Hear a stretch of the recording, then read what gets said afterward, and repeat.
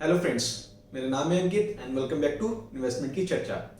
Friends, आज हम इस वीडियो में डिस्कस करने वाले हैं कि कैसे हम अपनी सैलरीज पर टैक्स सेव कर सकते हैं। सो फ्रेंड्स, इस वीडियो में हम एक प्रैक्टिकल सिनेरियो डिस्कस करेंगे जिसमें हमने 11 लाख रुपए सीटीसी का एक केस लिया है। यहाँ पर हम देखेंगे कि अगर आपकी सैलरी 11 लाख रुपीज यानी कि 11 लाख रुपए तक भी है तो भी आपको कोई भी टैक्स देने की जरूरत नहीं है और आप certain exemptions and deduction claim करके अपना टैक्स पूरा का पूरा सेव कर सकते हैं। फ्रेंड्स, ये एक प्रैक्टिकल सिनेरियो है। अदरवाइज अगर मैं बाकी चीजों को भी इसमें इंक्लूड करता हूं तो 14-15 लाख रुपए की सीटीसी पर भी हमारा कोई टैक्स नहीं बनेगा। लेकिन प्रैक्टिकलिटी को देखते हुए और क्योंकि हमें अपने बाकी एक्सपेंसेस भी बियर करने होते हैं, उन सबको देखते हुए हमने यहाँ पर एक 11 लाख का केस डिस्कस किया है। So friends, let's get started with our scenario. जो सैलरी स्ट्रक्चर हमने डिजाइन किया है वो बेसिकली इस तरह से किया है कि जो उसका बेसिक होगा वो 50% ऑफ टोटल सीटीसी होगा, यानी कि अगर 11 लाख रुपए सीटीसी है तो 5.5 लाख रुपीस उसका बेसिक सैलरी होगा। फ्रेंड्स, अभी रिसेंटली गवर्नमेंट ने कुछ सैलरी से रिलेटेड नए लॉज बनाए हैं, लेकिन उनका नोटिफाइड होना बाकी है। उस नए रूल के अकॉर्डिंग भी अब जो भी हमारी सबकी सैलरीज होंगी उनका एटलीस्ट 50% पार्ट बेसिक कंपोनेंट होना ही चाहिए और बाकी 50% एचआरए एंड अदर अलाउंसेस का माना जाएगा। सो फ्रेंड्स, उसी को कंसीडर करते हुए मैंने यहाँ पर 50% बेसिक को माना है। जो मैंने अदर कंपोनेंट लिए हैं उसमें लिया है कि 25% ऑफ टोटल सीटीसी होगा एचआरए यानी कि 2,75,000। 50,000 हमने माना है कि एलटीए या फिर कन्वेंस अलाउंस के रूप में लिया जा सकता है।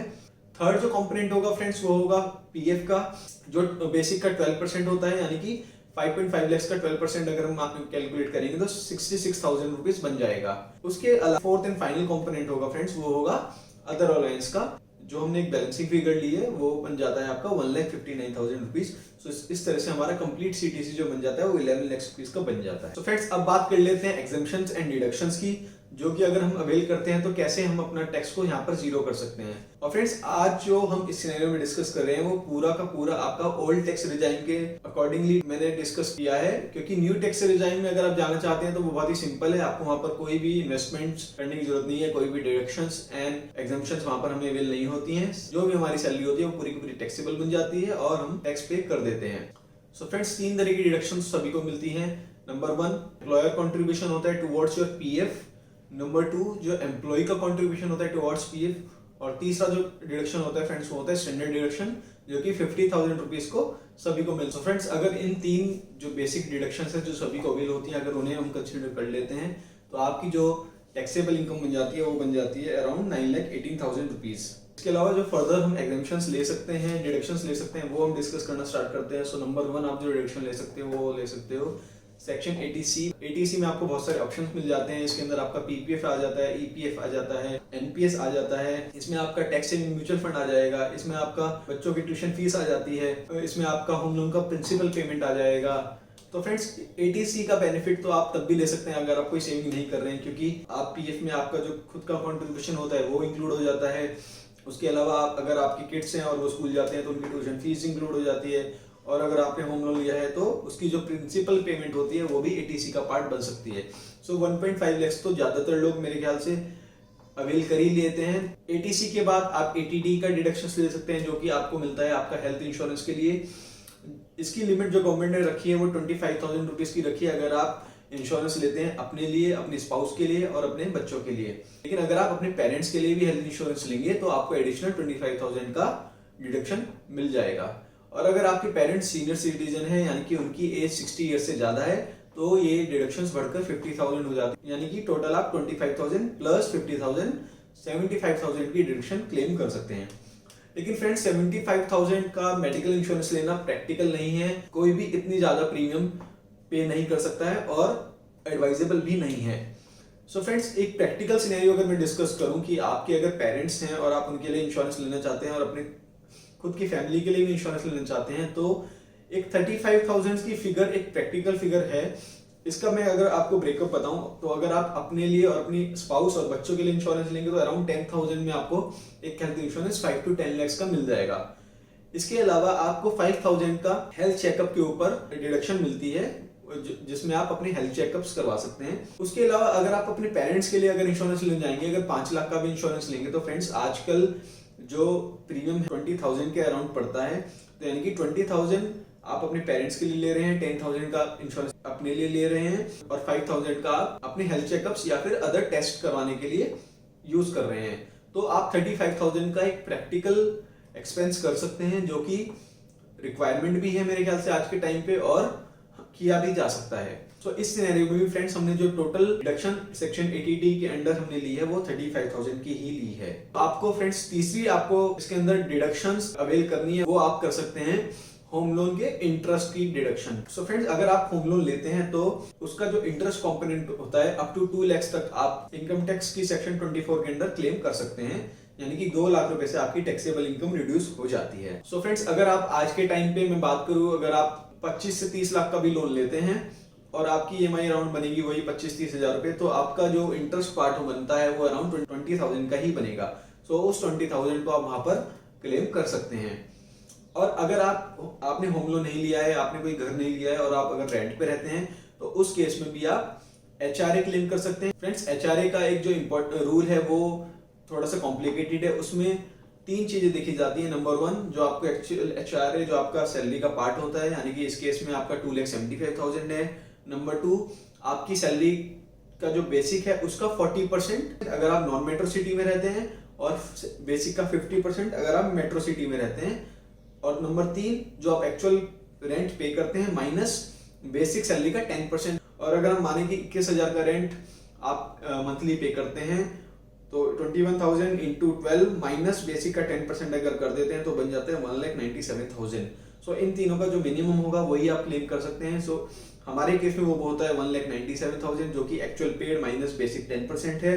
सो उसको आप क्लेम कर सकते हैं। सो सिमिलरली, जैसे कि वहां पर आपको होम लोन का इंटरेस्ट कंपोनेंट 2 लाख डिडक्शन मिल रहा था, यहाँ पर आपको 1,97,000 का डिडक्शन मिल जाता है। अब फ्रेंड्स, चौथा जो डिडक्शन हम अवेल कर सकते हैं वो है फ्रेंड्स LTA या फिर कन्वेंस अलाउंस या फिर मोबाइल रिम्बर्समेंट।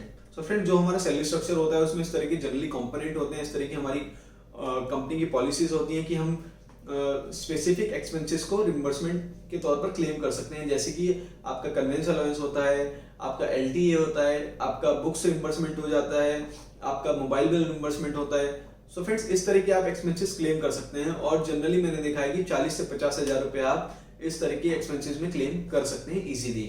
सो फ्रेंड्स, उसके बाद जो हमारा फाइनल कंपोनेंट आता है जो मैं इस सिनेरियो में लेने जा रहा हूं वो है NPS। फ्रेंड्स, सेक्शन 80CC-D1 में एडिशनल 50,000 का आप रिडक्शन अवेल कर सकते हैं NPS में इन्वेस्ट करके। 1.5 लाख का ATC में आपको डिडक्शन मिलेगा ही। उसके अलावा अगर आप NPS में 50,000 का इन्वेस्टमेंट करते हैं तो आपको एडिशनल डिडक्शन मिल जाती है।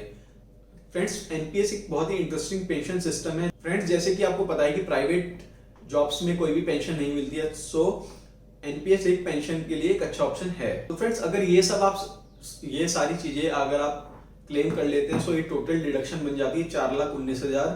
और जो हमारी पहले जो सैलरी बनकर आई थी वो आई थी 9,18,000 रुपए।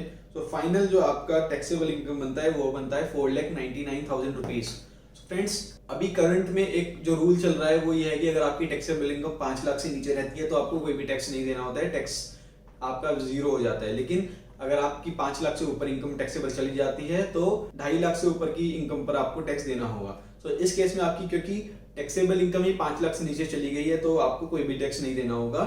सो फ्रेंड्स, इस सिनेरियो में हमने समझ में आ गया है कि कैसे हम 11 लाख रुपए तक की सैलरी पर भी टैक्स बचा सकते हैं और 0 टैक्स पे कर सकते हैं। अगर ये सब आप कंपोनेंट अवेल नहीं करेंगे तो आपको अराउंड 1 लाख रुपए का टैक्स यहाँ पर देना पड़ेगा। यानी कि इस वीडियो को अगर आप फॉलो करेंगे तो आप अपना 1 लाख रुपीज एनुअल सेव कर सकते हैं। फ्रेंड्स, जैसे कि मैंने आपको बताया था कि अगर आप चाहें तो यहाँ तक कि 15 लाख रुपए तक की सैलरी पर भी अपना टैक्स बचा सकते हैं। तो यहाँ पर फ्रेंड्स मैं क्विकली यहाँ पर आपको बताना चाहूंगा कि वो हम कैसे कर सकते हैं। तो फ्रेंड्स, उस केस में 2 मेजर चीजें आप इंक्लूड कर सकते हैं। एक तो NPS, जैसे कि मैंने आपको बताया 50,000 रुपए आप 80CC-D1 में आप क्लेम कर रहे हैं। उसके अलावा आप अपने एम्प्लॉयर को बोल सकते हैं कि आपकी बेसिक का 10% वो NPS में डिपॉजिट कर सकता है, जो कि पूरा का पूरा टैक्स फ्री होता है। दूसरा डिडक्शन जो आप ले सकते हैं फ्रेंड्स, वो ले सकते हैं HRA और होम लोन को एक साथ क्लेम करना। वो कैसे किया जा सकता है फ्रेंड्स? एग्जाम्पल के लिए, अगर आप नोएडा में आपने अपने घर लिया है जो कि आपने लोन पे लिया हुआ है, लेकिन आपका जो ऑफिस है वो गुड़गांव में है और आपको कम्यूट करने में 2 से 2.5 घंटे लग जाते हैं, तो उस केस में आप डिसाइड करते हैं मैं रेंट पर जाकर गुड़गांव में रहूंगा। तो उस केस में आप दोनों डिडक्शंस क्लेम कर सकते हैं, HRA की डिडक्शन भी क्लेम कर सकते हैं और होम लोन की डिडक्शन भी क्लेम कर सकते हैं। सो इस केस में अराउंड आपको 2 लाख रुपए का एडिशनल डिडक्शंस मिल जाएंगी और 1 लाख रुपए की आपको डिडक्शन एडिशनल आपको मिल जाएगी आपकी एनपीएस के ऊपर। तो इस तरह से आप लगभग 15 लाख रुपए तक की सैलरी पर भी जीरो टैक्स पे कर सकते हैं।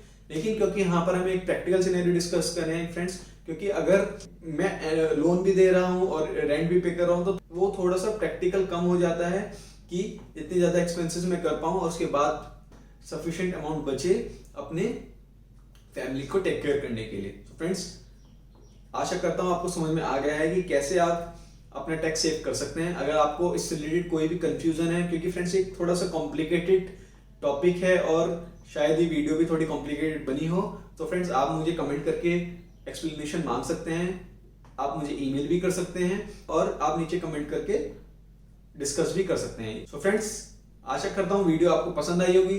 इसको लाइक कीजिए, शेयर कीजिए और चैनल को सब्सक्राइब कीजिए। सो फ्रेंड्स, मिलते हैं नेक्स्ट वीडियो में नई नॉलेज के साथ। Till then stay safe, stay healthy and Jai Hind.